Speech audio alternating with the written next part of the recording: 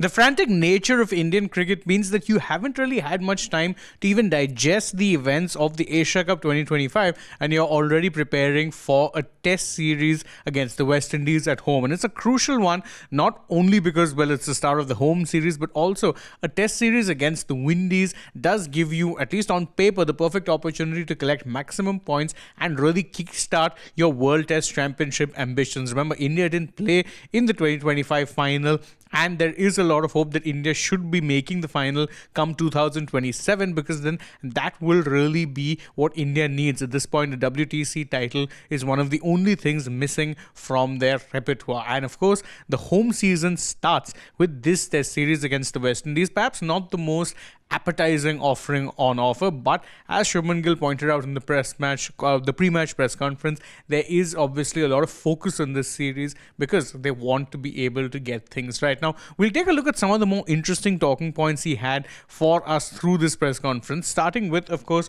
what it is he said on the playing 11. Now, it is worth noting that he didn't reveal the 11, but he did say that given how the weather looks and given how the conditions are, we would be tempted to have a third seaming option. We'll take a call when we see how much moisture is there, and obviously you'll get a better idea of what that is on the day of the test match itself, which is of course tomorrow, that is October 2nd. You'll get to know what the pitch looks like, and that's when he's saying they'll potentially take a call. But it is very clear that three seamers seems to be the way to go for this match, because again, in Ahmedabad, usually it's on the warmer side, but there's been a little bit of rain, and there's expected to be rain during the test series as well, which would make a third seamer a very tempting option. Another interesting thing he did speak about was, of course, the pitch, because, Ahmedabad is one of those places where white ball cricket, you tend to get very batter-friendly tracks, but the case is very different when you play in test matches. And truth be told, even Gill himself said he didn't know how the pitch was going to play, and he'd be interested to see how it is that the pitch ended up playing out.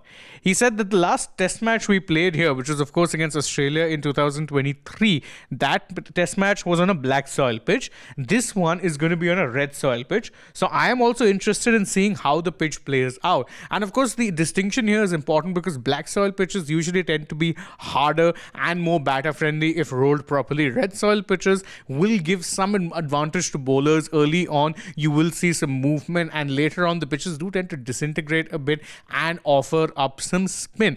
It is worth remembering that the last few times you remember those Ahmedabad test matches where the spinners played a crucial role, such as the England test, when 2021, when Akshar Patel and Joe Root were the best bowlers on display. Those were on red soil pitches, which absolutely disintegrated very quickly, turned into dust bowls, and gave the spinners a lot of reasons to make hay.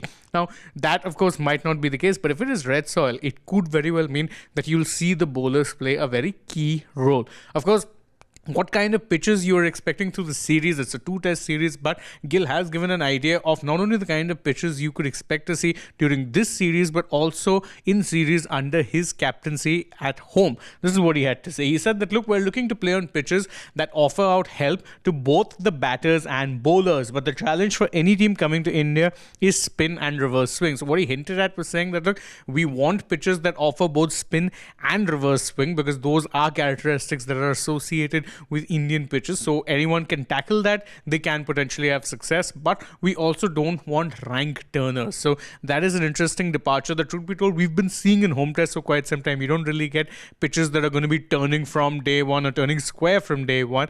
You might get spin friendly, but they'll be at least on the sporting sides whereby batters, if they knuckle down, can apply themselves and score crucial runs. Lastly, another very important thing he spoke about was on the workload of course, Jasprit Bumrah, who has been named in the squad for both of the tests, and he gave a pretty nonchalant answer, but one that is in line with what others have been saying as well.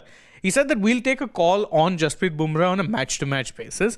Nothing is pre-decided. It will depend on how he feels and how much he bowls, which, truth be told, makes sense. Yes, we know that, keeping Bumrah fit is a very, very important thing, particularly for bigger matches, but winning matches or turning tests in the WTC cycle are also important. So if need be, you could very well see Bumrah play both the tests. But the key real messaging really to take across from all of this is that India are taking these two tests very seriously. They see it as opportunities to get maximum points, because you'd remember that even in 2024, when New Zealand came to visit, which was almost a year ago, you were confident about winning. You ended up suffering a 3-0 whitewash that dented your hopes of making it to the WTC cycle. No matter the opposition, the aim should be take it seriously, get whatever points you can from the home test, and ensure that when you travel away, the focus then isn't so much on permutations, combinations for the WTC final like it was during the Border Gavaskar Trophy of 24-25. So these are the more interesting pointers that Gill had to talk about in his pre-match PC. What did you guys think was more interesting, or is there anything else you'd like to discuss with us? Let us know that in the comments, and don't forget to like this video, share it with your friends, subscribe to the channel, tap the bell icon as well. Follow us also on social media. We're on Instagram, X, and Facebook, and stay tuned for more such updates from the world of sport.